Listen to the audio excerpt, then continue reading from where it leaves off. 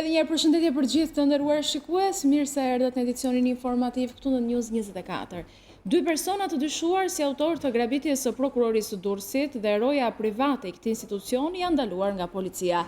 Dy autorët e dyshuar rezultojnë me precedent të mëparshëm penal, ndërsa mbi rojen private, i cili ishte me shërbim në orarin kur u vodhën në zyrat e prokurorisë, rëndon akuze shpërdorimit të detyrës.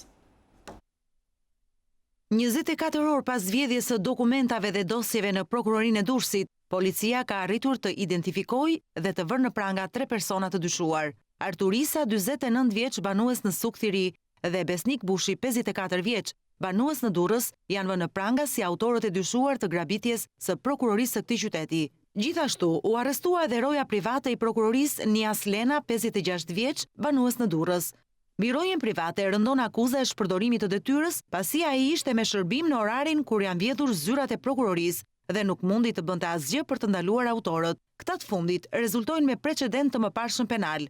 Besohet se Isa dhe Bushi kanë hyrë në prokurori gjatë orëve të vona të natës, duke u gdhirë enjte nëpërmjet katit të dytë nga dritaret e tualetit. Pas kësaj ata bastisën zyrat e prokurorit Afrim Shehu dhe të një oficerit të policisë gjyqësore, dëmtuan dokumentet si dhe ndërhyrë në sistemin kompjuterik. Kanë ndjekur këtë rrugë të ngushtë në krah të prokurorisë duke dalë nga mbrapa këtij institucioni. Dy autorët kanë shkuar mbrapa godinës së prokurorisë, aty ku gjendet edhe kabina elektrike. Janë ngjitur në terracën e kësaj kabine elektrike. Dyshohet se kanë patur një shkallë 1,5 metra për të ngjitur në 2 dritaret e tualetit, të cilat gjenden të hapura në katin e dytë. Nëpërmjet një shkalle ata janë ngjitur në katin e dytë e mandej në katin e katërt ku edhe kanë bastisur zyrat e prokurorit, të oficerit të policisë gjyqësore, po ashtu edhe të zyrës së IT-s ku gjendet serveri. Askush nuk mundi t'i pikaste dy autorët deri në orën 6:30 të mëngjesit, kur mbriti pastruesja e institucionit, e cila vrejti hapjen me forcë të dyerve të katit të katërt të prokurorisë. Një ditë pas grabitjes së bushme, prokuroria e Durrësit ka hapur dyert dhe vijon aktivitetin normal, ndërsa mbeten dyshime të forta mbi shënjestrën e grabitësve. Ende ka pikpyetje se çfarë u vodhën nga zyra e prokurorit Afrim Shehu, i cili ka në duar disa çështje të nxehta, si ajo e tjetërsimit të pronave në zonën e Ishmit. Andi Toma, ish drejtori i rrugëve, është liruar nga burgu pasi gjykata e apelit ka pranuar kërkesën duke vendosur masën detyrim paraqitje. Kjo do të thotë se hetimi për ish drejtorin e rrugëve do të bëhet në gjendje të lirë. Vendimi u dha në një seancë që zgjati shumë pak minuta. Andi Toma u arrestua në datë 2 shkurt të 2018 së bashku me ish drejtorin tjetër të ARSH-s për vitet 2013-2017 Dashamir Gjika dhe disa zyrtar të tjerë për abuzime me rrugën e Mgjinarit që llogariten në vlerën e 5 milionë eurove. Mbetet për të parë nëse prokuroria do të ankimojë vendimin ndaj Tomës.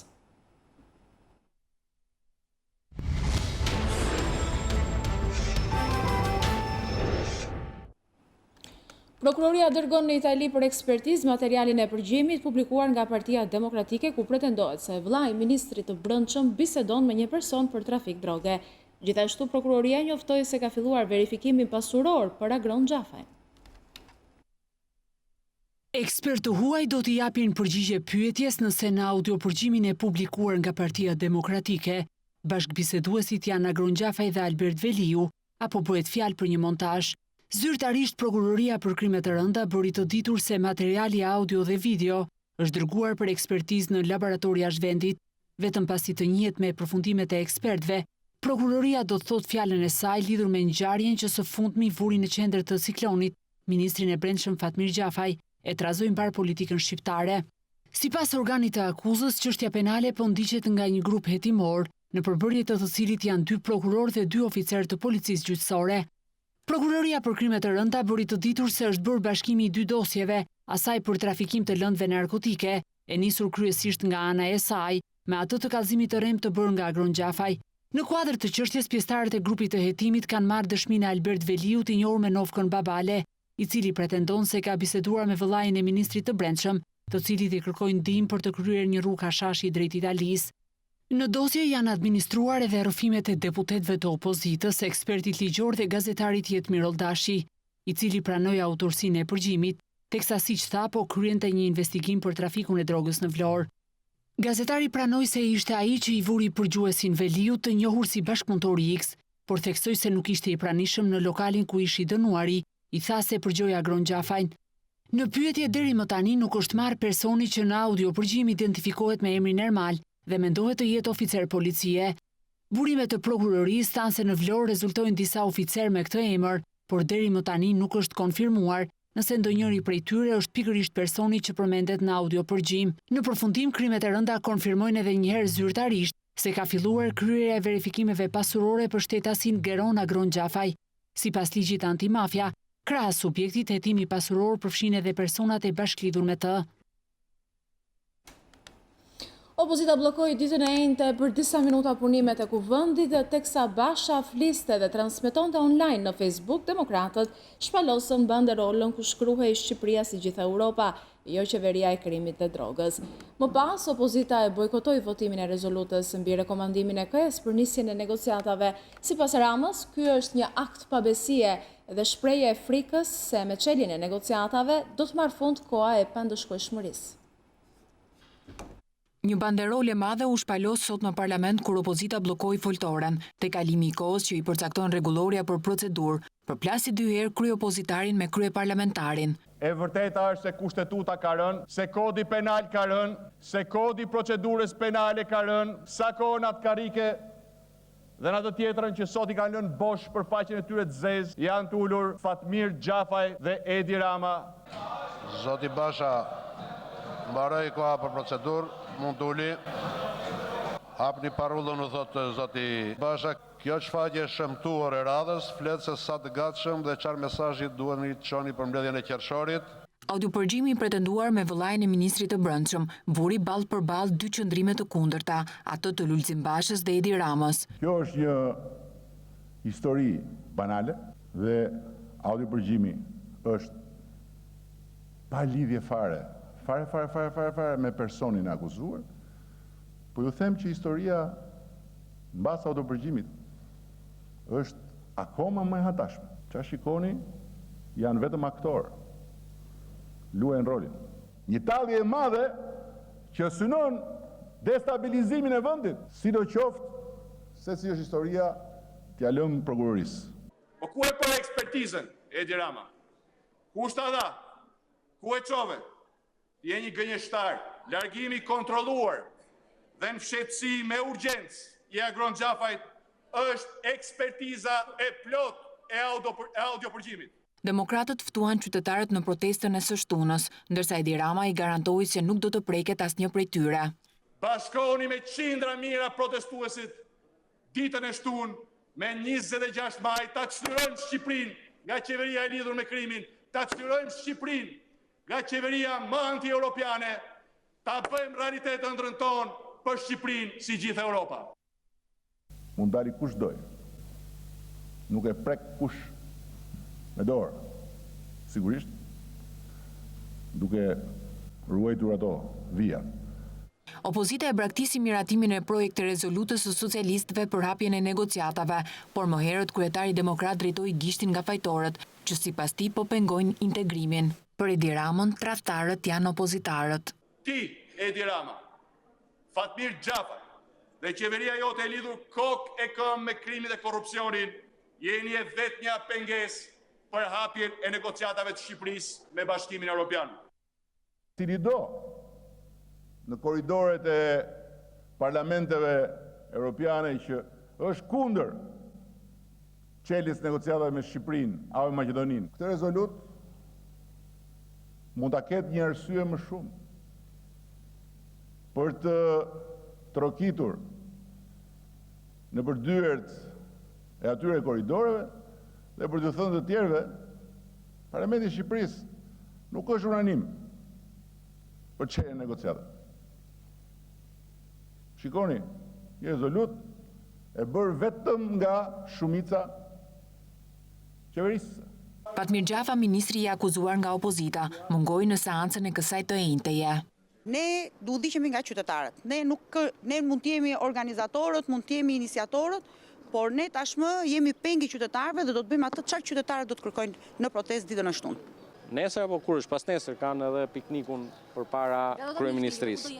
Por besoj që do jetë shumë për të ndjekur, sepse e para herë është unikale në këto 27 vite që një parti politike thirr protest për Babalen. Një ditë kur kuvendi i Shqipërisë si rrallë herë paraprin, në fakt një vendim shumë të rëndësishëm, sikurse është vendimi i Këshillit Evropian për hapjen e negociatave, opozita bojkoton miratimin e rezolutës. Teksti i Partisë Socialiste të shqyrtoi në Komisionin e Integrimit Evropian. Por qeveria nuk e do këtë, dhe Edi Ramës ajo projekt rezolut me furçe me bojra i duhet vetëm për të hequr vëmendjen nga Agron Xhafaj dhe nga i vllai i tij që rri i vdekur i pakallur në postin e ministrit.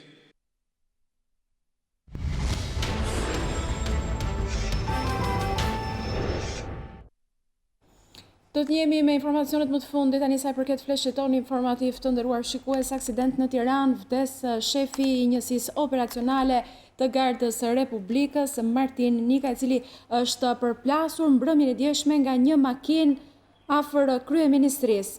Martin Nika sapo kishte kontrolluar shërbimet e Gardës kur ka ndodhur ngjarja, ndërkohë që do të lidhem në këto momente me Doriana Bezat për të mësuar të tjera detaje. Doriana, përshëndetje.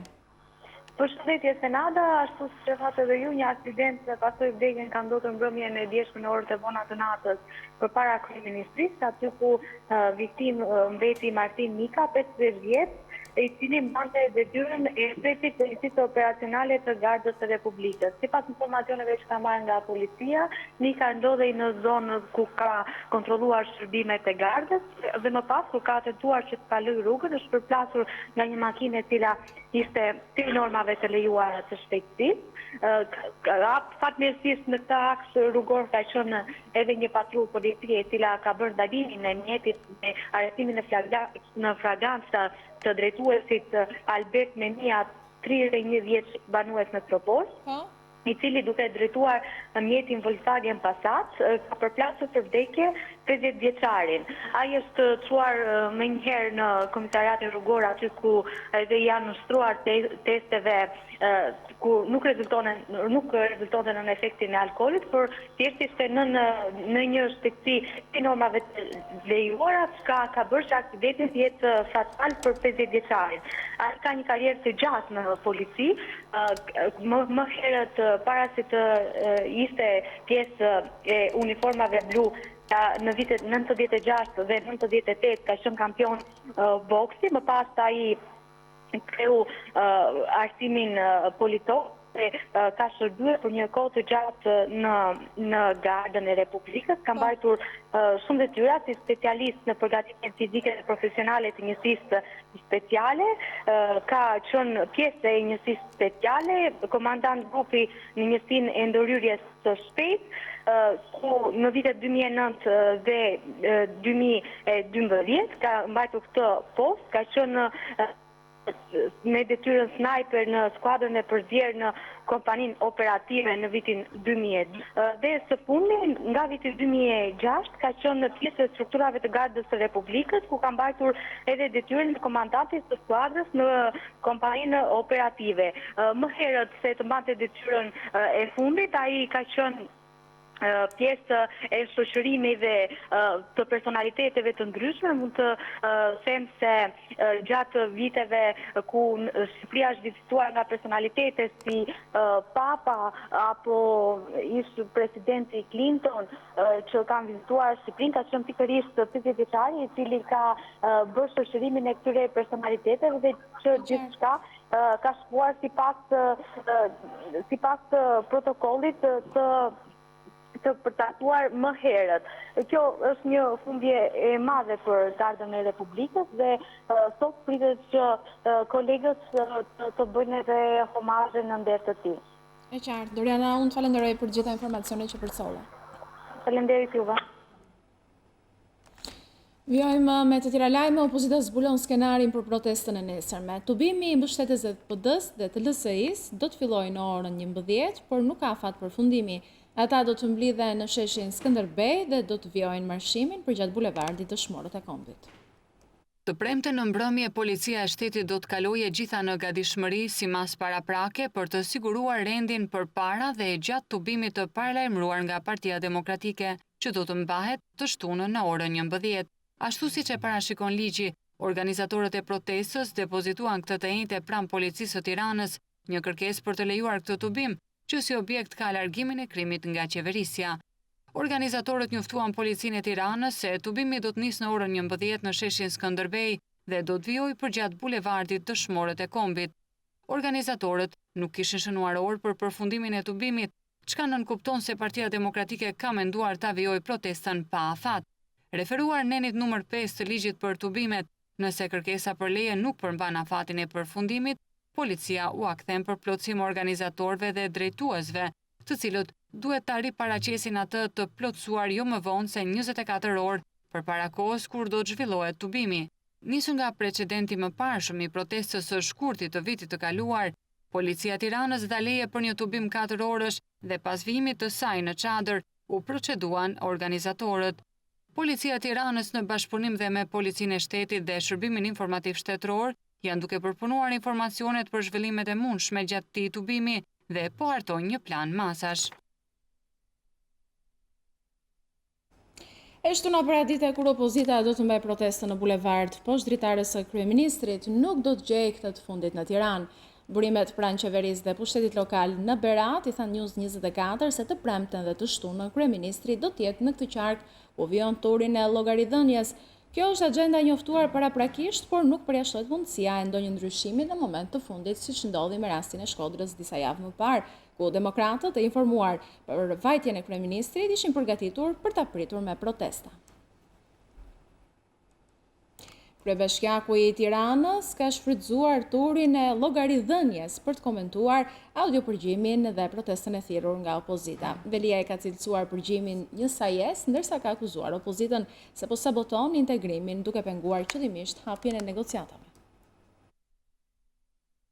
Debatet e fundit politike kanë përfshirë edhe kryebashkiakun e Tiranës Erion Veliaj, i cili komentoi audiopërgjimin dhe protestën e thirrur nga opozita gjatë turit të tij të llogaridhënies. Duke e cilësuar përgjimin një sajes, Veliaj u shpreh se opozita po saboton Shqipërinë dhe integrimin e vendit. Kanë shpik një rën, kanë saju një përgjim dhe janë gati të merren me ditë, me muaj, me vite, vetëm Shqipëria mos shofi një ditë bardhë. Unë do doja që t'i kujtoja çdo njeriu që naivisht mendon se duke e djeg vendin, duke e sabotu Shqipërinë, duke i vënë stërkëmshin integrimit, ne do shohim një ditë bardhë, po them që e kanë gabim. Ata që ju bëjnë thirrje për protesta, për të shkatruar Tiranën dhe për të shkatruar Shqipërinë, ne i kishim qafë, edhe në Tiranë dhe në Shqipëri. E pam çfarë bën. Veliaj u ndal edhe tek procesi i integrimit të Shqipërisë, teksa akuzoi opozitën se po përpiqet të pengojë qëllimisht hapjen e negociatave me Bashkimin Evropian. Ka një grup i cili është i fokusuar në reforma, ka një grup i cili po mundohet që këtë rilindjen urbane duke filluar nga sheshi Skënderbej dhe deri tek sheshi në Malësi të Madhe, në Koplik apo në Konispol, po mundohet ta bëj. Ka dhe i grup tjetër, i cili thot njerëzve, o burra, ta prishim këtë punë.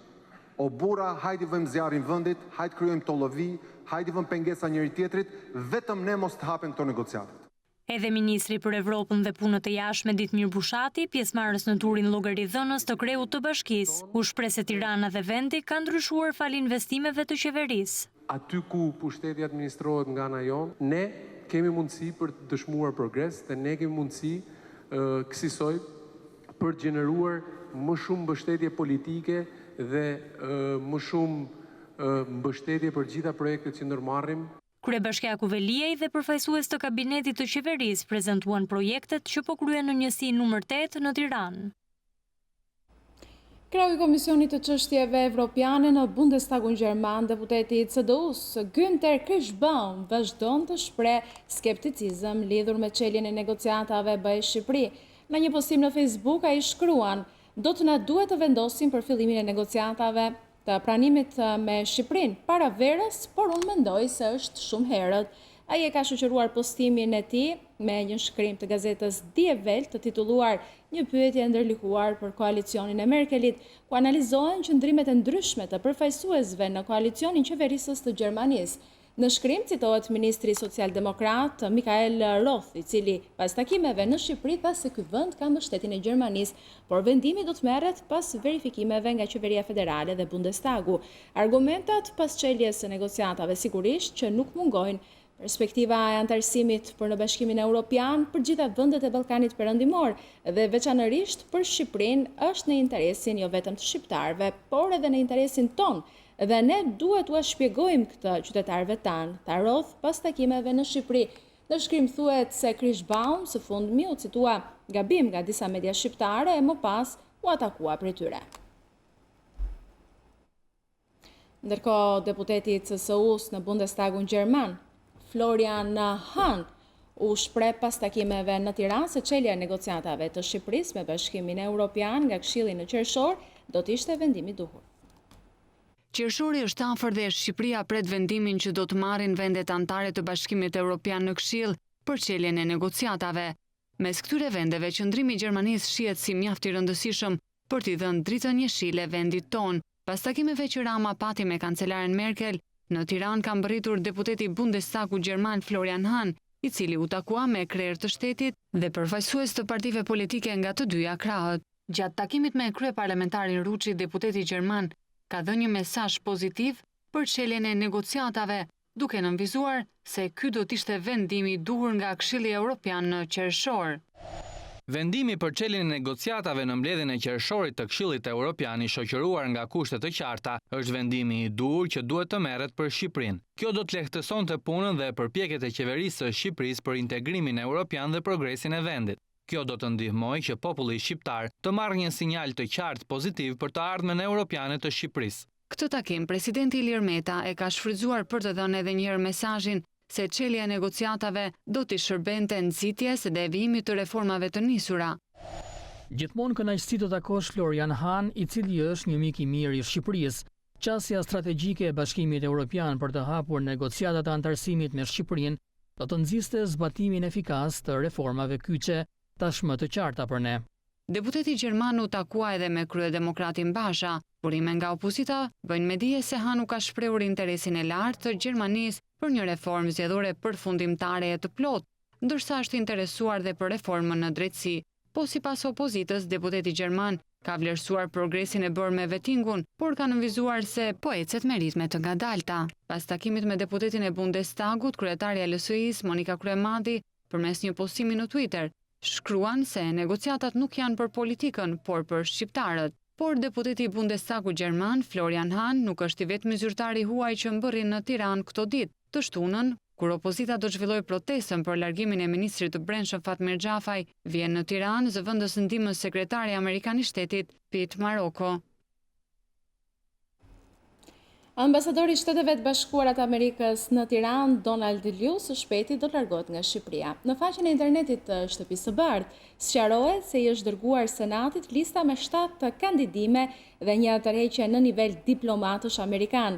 Në këtë listë figuron edhe emri njeriut që drejtoi misionin diplomatik të Shteteve të Bashkuara në Shqipëri, i cili caktohet të jetë ambasador i jashtëzakonshëm e fuqiplot i Amerikës në Republikën e Kirgistanit. Ambasadori amerikan që pati ndikim të madh në politikën shqiptare ka meritën e fillimit dhe nxitjes së reformës në drejtësi në Shqipëri.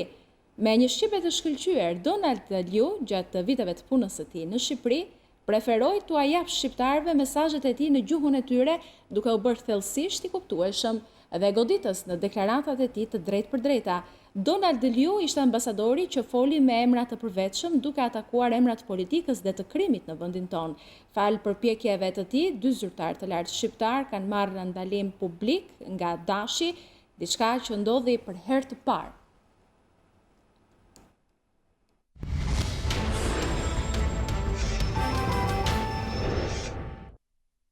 Tetëdhjetë familje në Fier që kanë bler apartamente në një pallat në lagjen 8 Shkurti edhe pas 10 viteve nuk kanë mundur të sigurojnë certifikatën e pronësisë. Ndërtuesi i godinës ka ndërruar jetë, ndërsa pronari i tokës, nga i cili menaxhohet aktualisht, nuk i përgjigjet kërkesës së tyre. Në këto kushte, në një protestë, ata kërkojnë ndihmën e organeve kompetente. Dhjetra banorë të një pallati ku jetojnë plot 80 familje në lagjen 8 Shkurti në Fier kanë më shumë se 10 vjet që jetojnë në këtë pallat, por nuk kanë asnjë dokument pronësie. Sipas tyre, ndërtuesi i pallatit ka ndërruar jetë dhe tashmë godina menaxhohet nga pronarët e tokës, të cilët nuk i përgjigjen kërkesës së tyre për hipotekimin e apartamenteve. Këta kanë në 10 vjetë që kanë marrë, të gjithë janë fut në për shtëpia, i kemi bërë vetë shtëpit. E kemi blerë si që kanë blerë të në firë, me një atë marrëveshje. I kemi paguar parat e hyrjeve tek noteri, pra tek zyra e shtetit. Në këto kushte ata kërkojnë ndërhyrjen e organeve kompetente. Ne kërkojmë nga shteti, në kuadrin që ka marrë përsipër të legalizoj, të pajis me dokument zyrtar pronësie, gjithë qytetarët që parat i kanë paguar tek zyrat notariale. Ne kërkojmë tapit e pallatit, sepse të gjithë neve që jetojmë këtu, jetojmë në mënyrë më skandaloze. Përveç mungesës së dokumenteve të pronësisë, pallati gjendet në mungesë edhe të standardeve të sigurisë, gjë që ka rrezikuar edhe jetën e banorëve. Këtu nuk ka as shkallë, këtu nuk ka ascensor, këtu nuk kemi as dritë shkallëve. Këtu ka vdekur edhe një person, ka rënë në ascensor, ka vdekur një moshuar. Edhe pse të dëshpëruar, banorët kanë ende shpresë se situata mund të zgjidhet pas premtimit të fundit nga kreu i Aluiznit Artan Lame, i cili deklaroi se çështjet me pronarët e pallateve, sikurse kjo e Fierit, do të trajtohen rast pas rasti. Segmenti që lidh Maliqin me rrugën kombëtare Korçë-Tiranë është kthyer në shqetësim për këmbësorët dhe drejtuesit e automjeteve për shkak të amortizimit i ndërtuar që prej kohës së komunizmit në këtë segment nuk është investuar asnjëherë. Kryetari i Bashkisë së Maliqit thotë se projekti është gati, por pritet lëvrimi i fondeve nga qeveria. E ndërtuar disa dekada më parë, rruga hyrëse që lidh Maliqin me aksin kombëtar Korçë-Tiranë aktualisht është bërë e pakalueshme. Në të gjithë gjatësinë e saj mbizotrojnë gropat, mungojnë trotuaret e ndriçimi. Bëhet fjalë për një segment vetëm 500 metra, por që ka një rëndësi të veçantë për zonën pasi është i vetmi që e lidh atë me rrugën kombëtare, për më tepër që është mjaft i frekuentuar. Prej vitesh, përveç se ndonjë mbushje e gropave, nuk është bërë asnjë investim, duke u bërë të vështirë kalimin këmbësorëve e veçanërisht drejtuesve të automjeteve. Për çdo mjet problemesh, domethënë, kjo rrugë duhet bëhet e ngushtë, ka analizime të gjitha. Pa shkatrojnë makinat, mjetët, paguajnë dokumentat të rregull, jemi me gjithë të rregull. Ka 20 vjet kjo asfalt që e diu 20 vjet. Prap në këtë gjendje është. Amëzatorët i prish, i dëmton. Ku t'i gjejmë ne këto lek, pa punë jemi, pa gjë jemi. Problemet janë sepse makinat ka lëvizje të shumta, kjo rrugë duhet bërë. Sa të them, mund ty amortizatorë e komina po i lëm makinave. Kryetari i Bashkisë së Maliqit Gzim Topçiu thotë se projekti për këtë segment është gati, por pritet gjetja e financimit nga ana e qeverisë, pasi vetë bashkia nuk e mbulon dot. Është një financim goxha ambicioz, goxha i madh, të cilën bashkia nuk e mbulon dot me financimet, me fondet e veta. Ndaj dhe projekti është mbyllur që vitin e kaluar, është depozituar pranë Fondit Shqiptar Zhvillimit, pranë Fondit të Zhvillimit Rajoneve, dhe ne jemi në pritje që qeveria shqiptare ta financojë në momentin më të parë që ajo do të ketë një hapje të praktikave financiare apo të investimeve që të ndodhin 2018. Sipas projektit të bashkisë, rruga hyrëse në zonën e Maliqit në Korçë është konceptuar si bulevard deri në aksin kombëtar Korçë-Tiranë. Spitali Amerikan ka organizuar konferencën mjekësore, obstetrik dhe ginekologjike. Qëllimi i kësaj konference ishte për të informuar publikun se tashmë në Spitalin Amerikan ekziston një departament i mikrokirurgjisë dhe kirurgjisë laparoskopike, e cila punon sipas standardeve më të mira ndërkombëtare dhe u vjen në ndihmë pacientëve shqiptar. Spitali Amerikan vion të bëjë diferencën duke qenë gjithmonë në pararojë të zhvillimeve dhe risive më të fundit në fushën e mjekësisë. Sot u përmbyll me sukses konferenca mjekësore obstetrik dhe ginekologji me fokus kirurgjia minim invazive në ginekologji. Qëllimi i kësaj konference të rëndësishme është për të informuar publikun se tashmë në Spitalin Amerikan ekziston një departament i mikrokirurgjisë dhe kirurgjisë laparoskopike, e cila punon sipas standardeve më të mira ndërkombëtare dhe i vjen në ndihmë pacientëve shqiptar. Aktiviteti shkencor kishte për qëllim përvetësimin nga ana e mjekëve të zhvillimeve më të reja mjekësore, si dhe diskutimin rreth rasteve të ndryshme, të cilat janë trajtuar nga mjekët e huaj dhe shqiptar referues. E reja e kësaj konference është se ne tashmë ofrojmë shërbimet e kirurgjive dhe mikrokirurgjive të kategorisë së parë, të dytë dhe të tretë me aparaturat dhe instrumentat më të fundit teknologjik për të arritur rezultate sa më të mira për këta pacientë. Doktor Elton Peçi, obstetër ginekolog, na shpjegon rëndësinë dhe vlerat që ka kjo konferencë. Ka vlerë në radhë të parë sepse kemi referues të nivelit të lartë qoftë nga Shqipëria, por edhe të huaj si doktor Kristoja, dhe qëllimi në radhë të parë është prezantimi i eksperiencës personale të gjithë lektorëve në lëmin e kirurgjisë minimal invazive në ginekologji. Edhe ginekologjia, si çdo kirurgji tjetër, pëson ose po përjeton një trend drejt kirurgjisë minimal invazive, histoskopi dhe laparoskopi.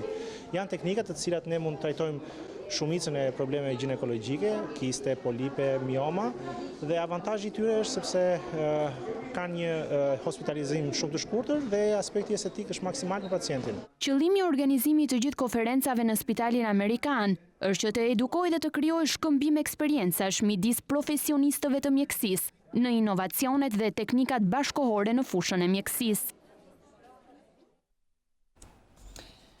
Jemi tani me një tjetër informacion të fundit. Ka përfunduar takimi pak më parë që ka zhvilluar kryetari i Partisë Demokratike Zoti Basha me aleatët në selinë e Partisë Demokratike. Në fokus në fakt dje që ka qenë protesta që do të zhvillohet ditën e nesërme. Manifestimi në fakt do të jetë ndryshe, faktën këto janë informacionet më të fundit, ndryshe nga i 27 janari do të jetë një marshim protest që do të nisë nga fillimi i bulevardit, pra me përafërsi nga Ministria e Brendshme për të vijuar më pas deri tek Kryeministria. Do të lidhemi në këto momente me Elda Mengën për të tjera detaje. Elda, përshëndetje.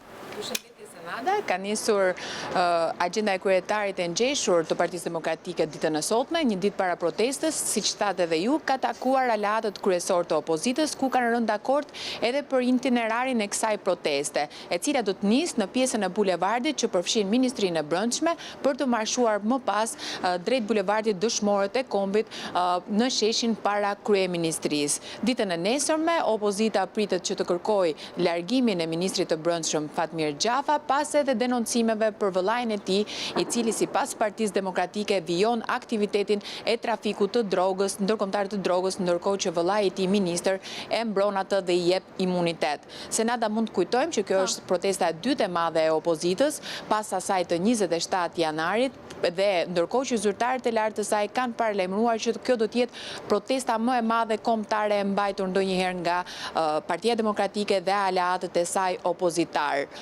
Pritet për të parë nëse zoti Basha do ketë takime edhe të tjera ditën e sotme, pasi parashikohet që edhe pas dite ai të mbledh pranë kësaj selie edhe të rinj të Forumit Rinor Demokratik, po ashtu pritet që të ketë takime edhe me zyrtarë të lartë të Partisë Demokratike, por edhe me strukturat të tjera. Mund të shohim që zoti Basha sapo është larguar në këtë moment nga selia e Partisë Demokratike për të kthyer mbase edhe më vonë pranë kësaj selie. Por si që thash, Senada do ketë takime të tjera brenda selisë së Partisë Demokratike. Nuk kemi ende njoftime zyrtare, nëse zoti Basha pas këtyre takime do ketë një dalje për mediat, por ajo që dim është që të paktën gjithë deputetët demokrat, por edhe strukturat e saj janë të shpërndarë në çdo qytet për të ftuar çdo qytetar që t'i bashkohet protestës së ditës së nesërme. Po, Elda, unë falenderoj për gjitha këto informacione që përcollen në studio, ndërkohë që ka mbritur edhe njoftimi i policisë lidhur me masat që do të merren për protestën e nesërme. Masat e marra nga Policia e Shtetit për protestën e opozitës do të aktivizohen rreth 1500 polic nga komisariatet e Tiranës, forcat shqiponja, FLO dhe FNSH për ruajtjen e rendit gjatë protestës pranë bulevardit Dëshmorët e Kombit, ku do të mbahet protesta. Do të stacionohen edhe ambulanca dhe shërbimi zjarfikës po ashtu. Vëmendje është kushtuar ruajtjes së institucioneve të cilat do të jenë në ruajtje nga reparti për sigurinë e brendshme dhe ceremonialin, si edhe nga Garda e Republikës.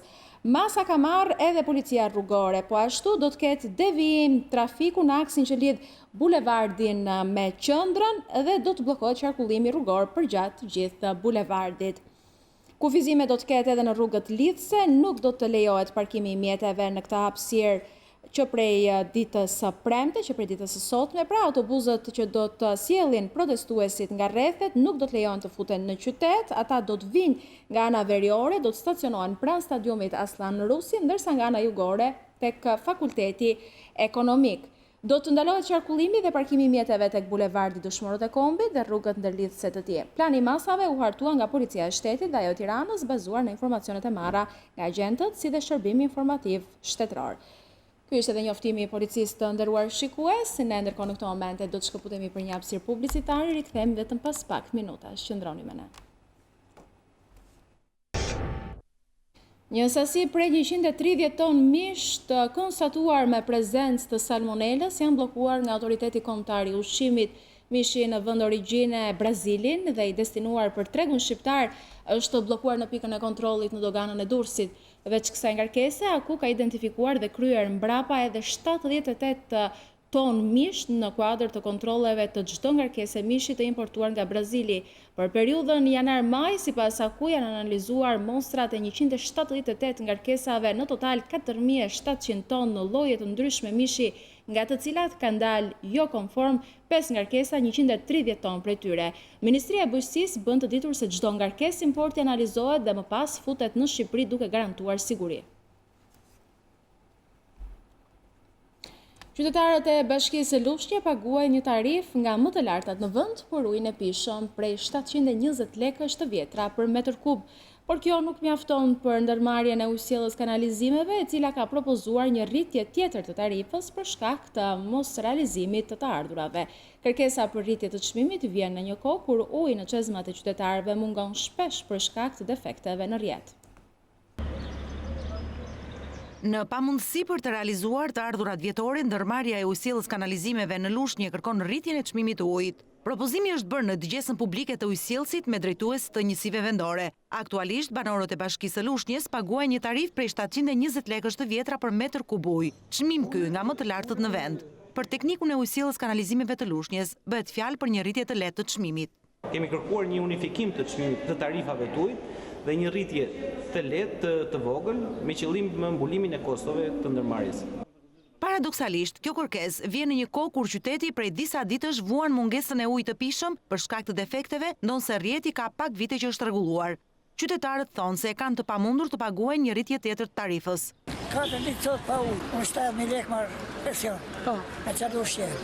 150.000 lekë që e merr një pensionist, çfarë do bëjmë para?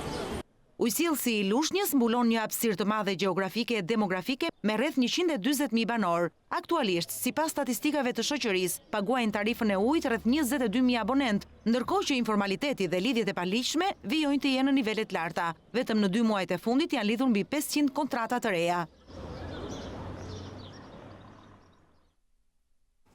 Përmbytjet e tokave në Lezhë pritet të minimizohen gjatë dimrit që vjen. Bordi i ujitjes dhe kullimit ka nisur pastrimin e kolektorit të Torovicës, ndërsa po vijohet edhe hapja e kanaleve të dyta e të treta nga ana e Bashkisë Lezhë. Kolektori që tërheq ujrat e mbi 2.000 hektarëve tokë bujqësore në Torovicë të Lezhës do të pastrohet në të gjithë gjatësinë e tij prej 22 kilometrash. Tashmë, bordi i kullimit ka nisur punën për pastrimin e knetës, me qëllim që brenda kësaj vere gjithçka të jetë gati për të minimizuar përmbytjet e tokave bujqësore në të zonë. Do të jenë 4 ekskavatorë që do të realizojnë ndërhyrjen, që vjen pas atyre që po kryen nga Bashkia e Lezhës për hapjen e kanaleve të dyta e të treta. Edhe pse me buxhet të limituar nga qeveria, drejtori i ujitjes dhe kullimit në veri, Due Preka, thotë se do ta çojnë punën deri në fund sa të pastrohet kolektori. Ne po bëjmë një ndërhyrje në gjithë gjatësinë e kolektorit të knetës Torovicës, në 22 kilometrat e tij, dhe do gërmohen mbi 100.000 metër kub. Ne nuk do kursehemi në gërmime, në thedhim derisa të dalë rara. Sipas Prekës, do të shihet mundësia edhe një ndërhyrje teknike në hidroporin e vjetër. Në kolektorin e Torovicës do të bëhet edhe peshkëzimi me omur, që do të pengojë rritjen e kallamishteve, që bëhen problem për bllokimin e këtij kanali kryesor për heqjen e ujrave gjatë stinës së përmbytjeve.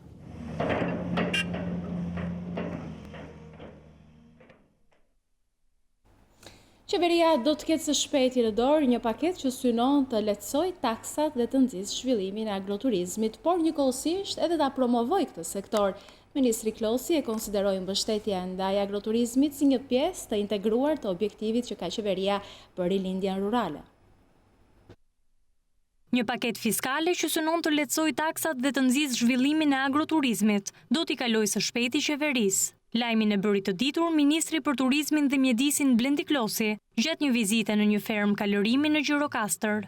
E kemi një paket fiskale, të cilën ne do ta kalojmë së shpejti në qeveri, e cila do të kërkojë që për këto agroturizme ne të kemi reduktim të sistemit taksave për të nxitur ata që të ecin sa më shumë përpara, por më shumë se kaq na duhet që të kenë për turistët edhe alternativa tjera. Sipas ministrit Klosi, mbështetja dhe promovimi i agroturizmit është një nga objektivat kryesore të qeverisë për rilindjen rurale. Mbasi bëm rilindjen urbane në qytete, ne zhvillojmë rilindjen rurale, duke ndërtuar pole të zhvillimit të zonave tona rurale, ku kemi të kombinuar bukuritë e natyrës, por dhe prodhimet e vendit dhe ato argëtimet për turistët.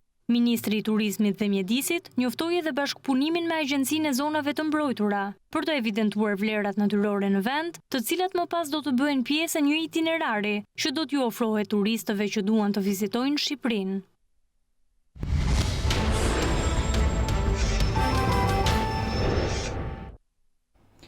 Shqiptarja deportuar nga Amerika, Chile, Preceta ka treguar tronditjen e kthimit në fshatin Grades, ku u lind dhe u rrit.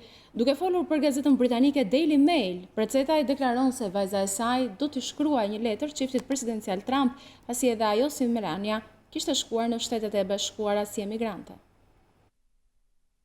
Chile Preceta, e cila u deportua nga Shtetet e Bashkuara të Amerikës në Shqipëri, ka rrëfyer mes lotëve dramën që i ka shkaktuar largimin nga vendi ku jetonte prej më shumë se 18 vitesh. Në një intervistë për gazetën britanike Daily Mail, ajo shprehet se është shumë e tronditur për ardhjen e saj në Shqipëri dhe se nuk ka shkelur ligjet amerikane. Chile Precetaj u rikthye në fshatin Gradec, ku rrit pa pasur mundësi të përshëndes bashkëshortin e saj, Pete Gjocaj dhe 3 fëmijët, 16 vjeçarin Marash, 10 vjeçarin Megan dhe 8 vjeçarin Martin. Ajo rrëfen se vajza e saj do t'i dërgojë një letër çiftit Trump. Ajo kujton se në Shtetet e Bashkuara të Amerikës ka qenë emigrante njësoj si bashkëshortja e Trump, Melania. Gruaja e presidentit Trump, Melania, erdhi në Amerikë si një emigrante dhe vendi është ndërtuar mbi emigrantët. Pse ta bëjmë këtë me një nënë që e do vendin dhe nuk ka bërë asgjë të keqe? Kam ardhur në Amerikë si shumë emigrant për një jetë më të mirë, shprehet Precetaj për Daily Mail.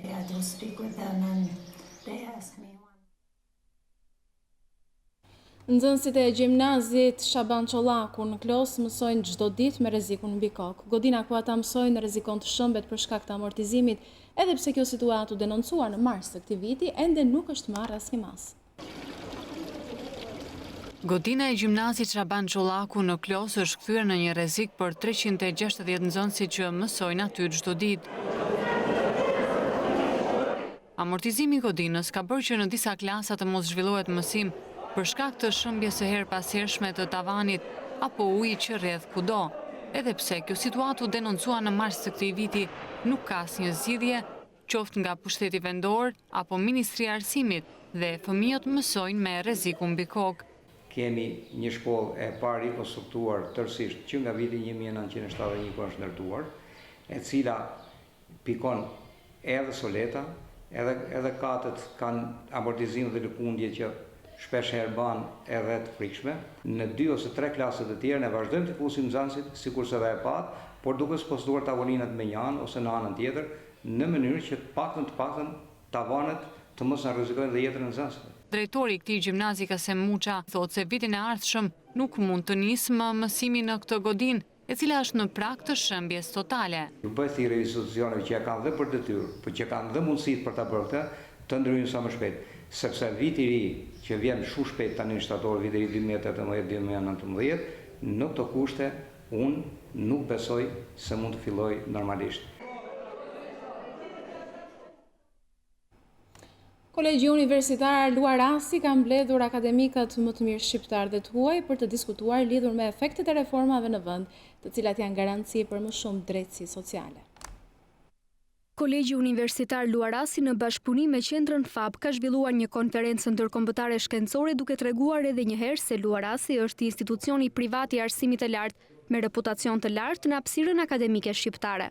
Konferenca ndërkombëtare me temë dinamizmi i reformave dhe ndikimi i tyre në zhvillimin e qëndrueshëm ekonomik, politik dhe social, mblodhi së bashku ekspertë të fushave të drejtësisë dhe ekonomisë, drejtues të institucioneve, akademike kërkues, përfshirë profesor nga Universiteti Teksasit dhe Universiteti Aldo Moro në Itali, për të prezantuar dhe diskutuar punën e tyre kërkimore dhe profesionale. Pedagogët dhe stafi akademik Universitetit Luarasi është i angazhuar që krahas procesit mësimor, krahas detyrimeve të shumta që ka marrë për ta zhvilluar universitetin, bëjnë dhe punë kërkimore, dhe kjo është shumë e rëndësishme. Dhe sot është rasti që ata shpalosin disa nga kërkimet e tyre që kanë bërë gjatë këtij viti. Ministri i Financave Arben Ahmetaj përmendi sukseset e reformave të kësaj qeverie dhe tha se reforma më e madhe për shqiptarët do të jetë hapja e negociatave me Bashkimin Evropian. Ma lejoni ta quaj edhe në naivitet një nga reformat më të mëdha që do të provokojë reforma të pafundme në të gjitha fushat e jetës. Një gamë të reformash dhe ky është benefiti, ky është përfitimi i parë i vendit në raport me afrimin drejt Bashkimit Evropian. Pra nuk është ideja që tani ne jemi Europian, se ne kemi qenë të rjetën tonë. Edhe para se të lindemi me të gjithë ne Europian kemi qenë. Ministri ju bëri një ftesë të hapur drejtuesve të Luarasit për një bashkëpunim në favor të stafit akademik të Luarasit dhe studentëve. Le të bëjmë një marrëveshje me universitetin për qendra juaj shkencore e kërkimeve, me Ministrinë e Financave, me Departamentin Makrofiskal. Ju na sfidoni me researchet tuaja të programuara për rezultatet e reformave. Një reformë e suksesshme në sistemin e drejtësisë është baza dhe themeli i një reforme të suksesshme ekonomike dhe garanci për më shumë drejtësi ekonomike dhe sociale. E kjo duhet të nisë edhe nga universitetet. Gjithë duan punë shteti ka vetëm 85.000 të punësuar. Komanda është e tregut, mbi 1 milion të punësuar i ka tregu, pra duhet ndryshojë dhe ky mentalitet për të cilin kemi detyrime dhe përgjegjësi të mëdha ne. Luarasi së shpejti do të bashkëpunojë edhe me Universitetin Aldo Moro të Barit, profesor Gaetano Damaco. Pjesëmarrës në këtë konferencë thotë se Luarasi është një ndër universitetet më cilësore të vendit, teksa tregon detajet e bashkëpunimit. Një nga arsyet pse jam të Luarasi është për të thelluar mundësitë e bashkëpunimit dhe të shkëmbimit midis dy universiteteve. Herën e parë që kam ardhur te Luarasi ishte në një tjetër seli, një tjetër vend. Ishte shumë e vogël ku filloi mësimdhënia e së drejtës. Aktualisht kjo godina e sotshme është një godinë shumë e madhe, por çfarë ka rëndësi nuk është vetëm ndryshimi i godinës, por edhe rritja e dimensionit të Luarasit, nga një fakultet tashmë kemi 3, pra fakulteti juridik i shtuar, fakulteti ekonomik dhe tashmë teknologjia e informacionit. Dhe në këtë aspekt, në panoramën e universiteteve publike shqiptare, Luarasi është një nga ato 3-4 universitete cilësore që Shqipëria sot disponon. Referatet në konferencë vënë theksin se një reformë bazuar në logjikën e ligjit krijon kushte dhe hapësirë për zbatimin e reformave ekonomike, garanton një drejtësi të pavarur, barazi para ligjit për të gjithë operatorët e tregut dhe më shumë liri ekonomike dhe një klim biznesi të përshtatshme në dobi të zhvillimit të vendit.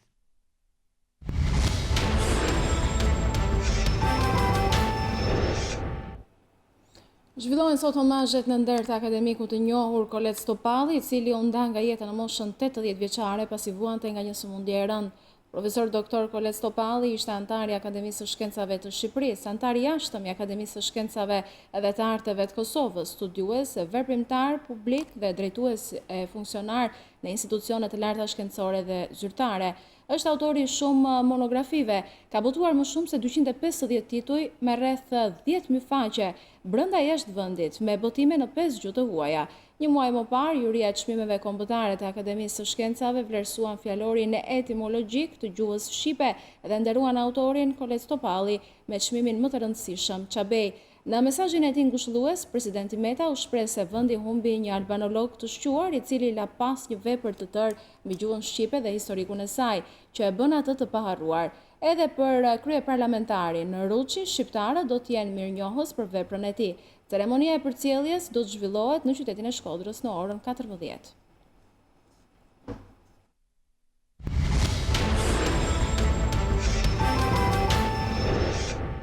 Në fund flasim për sport, Skënderbeu feston titullin e 8 kampion në Shqipëri, në shoqërinë e Birës Korça, stafi drejtues i Skënderbeu dhe lojtarët shijuan deri në orët e para të mëngjesit suksesin e merituar. Mes Europës dhe futbollit shqiptar, Skënderbeu e kthen gjithnjë në fest. Në fund të një viti të gjatë ku gjithçka nisi me rrugëtimin e tyre fantastik në Europa League, Skënderbeu e mbyll si kampion. Pas protestave dhe lutjeve ndaj UEFA-s, në Korçë është koha për fest. Skënderbeu zyrtarisht merr në duar titullin e 8 kampion në histori.